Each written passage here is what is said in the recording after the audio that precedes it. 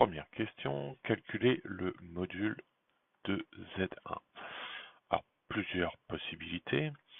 Ou on fait le module du numérateur et après le module du dénominateur, c'est-à-dire qu'on utilise cette propriété-là, le quotient des modules, c'est le module de Z1 divisé par le module de Z2. Bien sûr, le Z1 n'a rien à voir avec celui-là, c'est la formule du cours.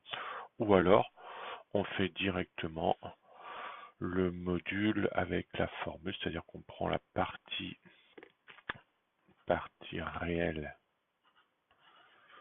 de Z1, ce serait racine de 6 sur 2, on casse la fraction en deux, et l'imaginaire de Z1, ce serait donc moins racine de 2 sur 2. Et on partirait sur la formule du module, qui est donc la partie réelle au carré plus la partie imaginaire au carré.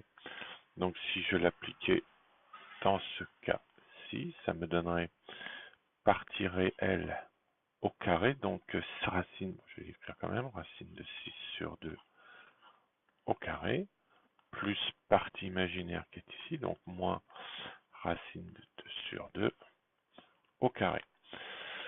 On fait donc sauter racine de 6 au carré, ça nous fait 6, car plus racine de 2, moins racine de 2, ça nous ferait 2, que divise 4. Ce qui nous ferait donc, si c'est 2, 8, que divise 4, ce qui nous ferait racine de 2. Voilà une possibilité pour calculer le module de Z1. L'argument de Z1. On va reprendre la même idée que précédemment, c'est-à-dire que la forme algébrique de Z1, c'est celle-ci, hein, rappelez-vous, on l'a fait juste avant. Et en fait, on va essayer de chercher à partir de ça à mettre le module en facteur. Alors le module, vous vous souvenez, on a trouvé racine de 2. Donc si je le mettais en facteur, ça me ferait racine de 6. Et 2 racine de 2. Toujours on divise par le module qu'on a mis en facteur.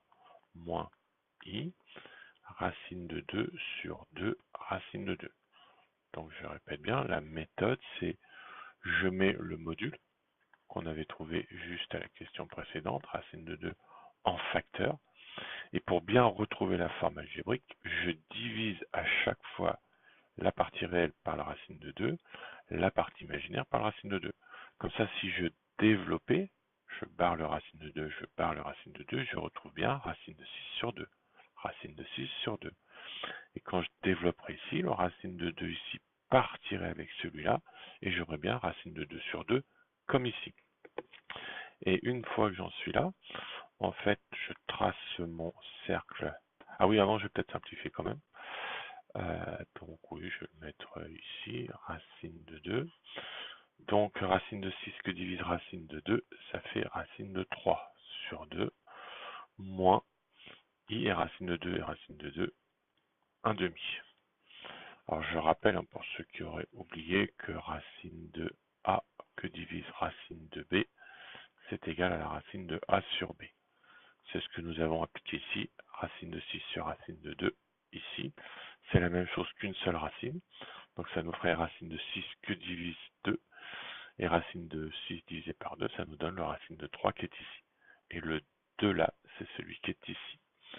Donc, j'en arrive à ce que je disais précédemment, je trace mon cercle trigo sur mon brouillon, et je cherche. Donc, ici, je rappelle que c'est le cosinus, et la partie imaginaire, le sinus. Donc, je cherche un cosinus de racine de 3 sur 2. Donc, je suis quelque part par là. Donc là, il faut connaître son cours par cœur, et ça, c'est pi sur 6, ou moins pi sur 6. Après, lequel de ces deux angles je vais choisir? Je regarde la partie imaginaire pour voir le sinus. Je rappelle que l'axe des sinus est ici, hein, l'axe des cosinus étant ici. Il me faut un sinus négatif. Donc c'est forcément celui-là que je vais prendre, puisque celui-là me donne un sinus positif. Donc, j'en déduis que l'argument de Z1 est égal à moins pi sur 6. Alors on peut mettre modulo 2pi, quoi qu'il est formulé dans la question, un argument. Donc à la rigueur, je peux me contenter de moins pi sur 6. Maintenant, le module de Z2. Bon, je vais reprendre la formule précédente. Je rappelle, le module d'un nombre complexe, c'est racine carrée, partie imaginaire, plus partie réelle au carré. Donc dans notre cas, 1 au carré, plus, partie imaginaire, c'est moins 20, au carré. Donc 1 et 1, ce qui va me faire 1 plus 1, donc racine de 2. Bon, je vais enchaîner avec l'argument de Z2. Donc je vais faire la même technique que précédemment. Je sais que Z2 est égal à 1 moins I. Je mets le module en facteur, donc racine de 2. Et toujours, je reprends partie réelle, je la divise par le module, moins la partie imaginaire. Donc c'est un demi, en fait, que je divise, ça c'est 1, que je divise par racine de 2. Après, alors je pourrais laisser comme ça, mais pour retomber sur les angles remarquables, je multiplie, alors je vais noter ici, au numérateur et au dénominateur par racine de 2 pour ne pas changer l'expression, ce qui va me faire racine de 2, et racine de 2 fois racine de 2, 2. Et on fait la même chose ici, multiplication par racine de 2, multiplication par racine de 2, moins racine de 2 sur 2, i. Et là, comme précédemment, je trace mon cercle trigonométrique. Et alors, ici les cosinus, ici les sinus, ici entre guillemets, donc c'est la partie réelle, partie imaginaire, et je place, alors premièrement, racine de 2 sur 2. C'est un cosinus, donc je suis par là ou par là. Ici, donc j'ai placé mon racine de 2 sur 2. Je sais donc que c'est pi sur 4 ou moins pi sur 4. Alors pour choisir lequel des deux, je regarde ici le signe en fait. Ici c'est pour le sinus et ce qu'il faut regarder c'est le signe. Le signe étant négatif, je vais venir ici.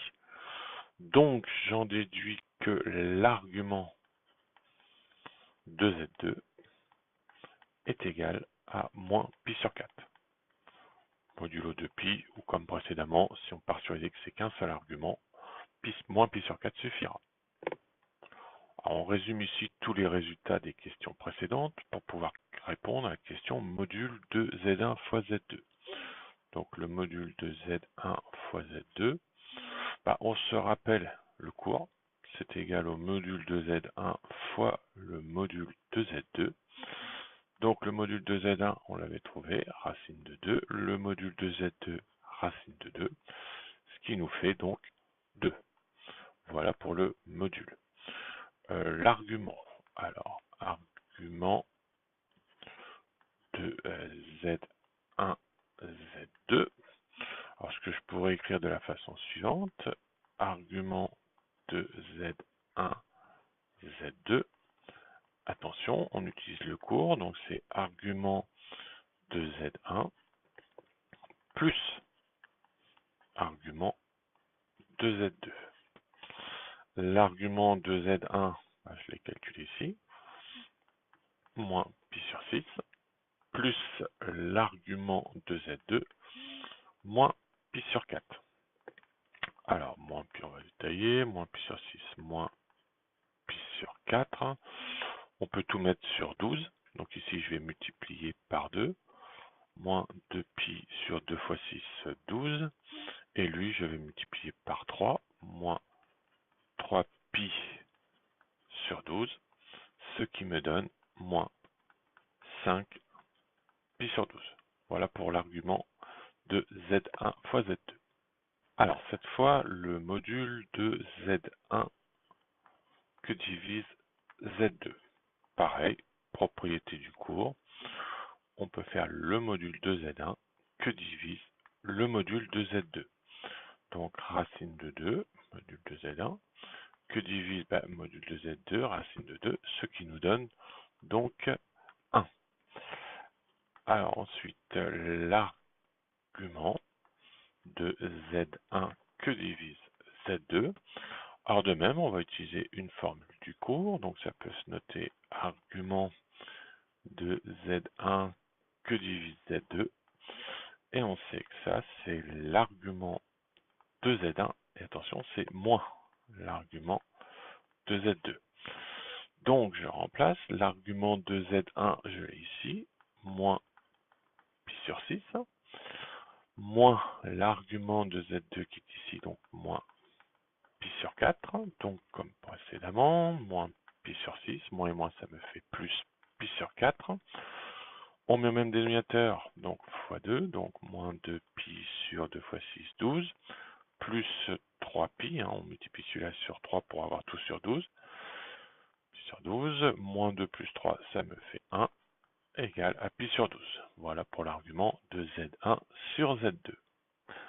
Dans la troisième question, on nous demande de chercher le cosinus de pi sur 12 et le sinus de pi sur 12. On va partir de ce qu'on sait, et la forme trigonométrique d'un nombre complexe. Je sais qu'un nombre complexe, d'une façon générale, en forme trigo, ça s'écrit module de z, que multiplie donc le cosinus de l'argument de z, plus i, sinus de l'argument de z. Alors si je l'appliquais par rapport à mon cas à moi, c'est-à-dire que Z1, Z1, je vais faire Z2, je vais écrire comme ça, donc Z1 que divise Z2, si je le voulais en forme trigo, il faudrait que je prenne donc le module de Z1 sur Z2, ensuite le cosinus de l'argument, alors c'est un petit peu lourd à écrire, de l'argument de Z1, Z2, Z1, Z2, plus I, sinus de l'argument de Z1, Z2. Ce qui me donnerait donc dans mon cas le module, on l'a là, c'est 1. Ensuite, le cosinus de l'argument, donc ça serait cosinus de pi sur 12. Pi sur 12 plus i, sinus, forcément c'est de pi sur 12. Donc là, j'ai déjà réussi à faire apparaître mes pi sur 12. Après, donc ça c'est ce qu'on appelle la forme trigonométrique. Si je voulais la mettre sous une forme algébrique, il suffirait de développer 1 fois cos, donc ça ferait cos de pi sur 12, plus 1 fois la partie imaginaire, i sinus de pi sur 12. Ça serait donc là, entre guillemets, c'est la forme trigo, et ici je suis passé en ce qu'on appelle la forme algébrique. Donc, j'ai fait apparaître mon cosinus et mon sinus de pi sur 12. Maintenant, ce qui serait intéressant, c'est de trouver la forme algébrique de Z1 sur Z2. Alors, pas en partant de E, mais en partant par le calcul, puisqu'on sait que Z1 est égal à racine de 6 moins I racine de 2 sur 2, et que Z2 est égal à 1 moins I. Qu'est-ce que je vais faire? Je vais calculer la forme algébrique, cette fois-ci de Z1, que divise Z2. Donc, comment je vais m'y prendre? Donc, ça va me faire racine de 6 moins I racine de 2 que divise 2, le tout sur 1 moins I. Là, le 2 va passer au dénominateur, donc ça va me faire racine de 6 moins I racine de 2 que divise, alors, moi je vais détailler 2, facteur de 1 moins I, donc racine de 6 moins I racine de 2, et là je distribue 2 moins 2i. Donc pour arriver à ma forme algébrique, je vais multiplier ici par le conjugué. Donc je vais avoir racine de 6 moins i racine de 2. Donc le conjugué de 2 moins 2i, c'est 2 plus 2i. Et au dénominateur, donc 2 moins 2i, facteur de 2 plus 2i. Et là, donc, on développe comme ceci, comme ceci. Donc, alors ça c'est toujours lourd, bien faire attention. Donc 2 racines de 6, attention au signe, plus 2i racine de 6. Ensuite, donc ça va être celui-là avec celui-là, donc moins 2i racine de 2, Et enfin, celui-là avec celui-là. Alors, un moins et un plus, ça nous fait donc un moins, mais comme il va y avoir un i carré qui va donner un moins, ça va nous faire un plus. Et je vais avoir 2 racines de 2. Au dénominateur, j'utilise l'identité remarquable, donc ça va me faire a carré, donc 2 fois 2, 4. Alors normalement, c'est moins b carré, mais à cause du i, ça va se transformer en un plus 4, le 2 au carré qui fait 4. Donc, j'obtiens, là, je vais regrouper les parties réelles entre elles. Donc, j'en ai une là, une là. Donc, 2 racines de 6 plus 2 racines de 2. Partie imaginaire, je vais mettre le i en facteur. J'ai ici un 2 racines de 6. Et ensuite, un moins 2 racines de 2. Au dénominateur, j'ai 4 et 4, 8. Alors après ça, le 4 et 4, 8, il faut penser aussi que c'est 2 fois 4. Donc je vais diviser tout le monde par 2. Ça va me permettre d'enlever le 2 qui est ici, le 2 qui est ici, le 2 qui est ici, le 2 qui est ici, et le 2 qui est ici également. Donc ça va me donner racine de 6 plus racine de 2. J'ai fait sauter les 2 ici et là pour la partie réelle et un 4. Plus i, je fais sauter le 2 là avec celui-là, racine de 6 moins racine de 2 sur 4. Et là, qu'est-ce qui va se passer? Je vous rappelle qu'on avait trouvé à partir de la forme trigonométrique précédemment que Z1 sur Z2, donc celui-ci, pouvait s'écrire aussi cos de pi sur 12 plus i sinus de pi sur 12. Eh bien, j'ai plus qu'à faire une identification. La partie réelle ici avec la partie réelle ici, puisque c'est le même calcul, c'est Z1 sur Z2, mais en étant passé par les formes algébriques. Donc j'arrive bien à cos de pi sur 12 qui est égal à racine de 6 plus racine de 2 sur 4. Et enfin, après, partie imaginaire avec partie imaginaire, identification. Et donc sinus de pi sur 12 qui est bien égal à racine de 6 moins racine de 2 sur 4. Voilà, nous avons démontré ce qu'on nous a demandé.